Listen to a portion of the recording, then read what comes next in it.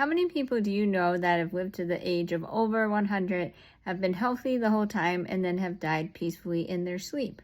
Probably none or not many, because literally anytime someone makes the age of like 105, it's on the news. Doesn't that indicate that we should care more about nursing homes, considering that most of us, or definitely someone we care about, will end up in one? The Detroit News recently published an op-ed that I wrote about this topic, but unfortunately it was released just hours before the House passed the quote-unquote big beautiful bill that will slash a lot of Medicaid and seems likely to cause a lot more problems in the nursing home system.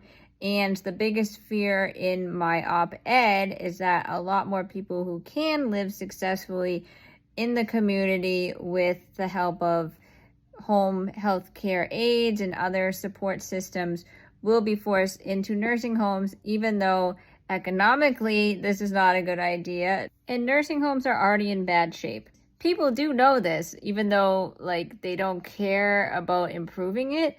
Because I said in the op-ed that a Weston Gallup survey found that most Americans rate nursing homes an average of a D+, and the majority of those surveyed would not be comfortable living in one.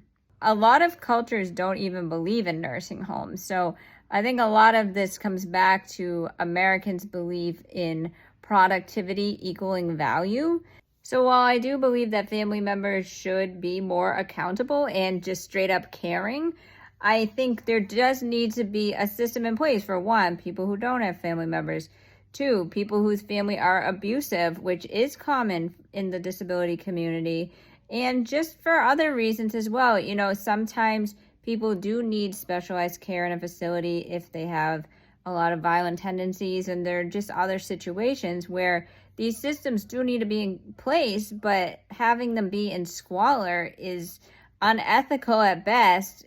I'll post the op-ed below, but it's funny, my original draft was a lot more fiery, but I was working with a firm, so I edited it a bit in the first, but I was naming names, I was mentioning religion. But I do want to mention religion because a lot of politicians use that in their language and their speech, but I think they need to remember the passage about disabled people having a seat at the table. It's in the book of Luke, chapter 14, and it talks about how disabled people should be invited to the party, aka disabled people are entitled to the same living conditions as you. So if you don't want these living conditions for yourself, you should not be subjecting other people to them.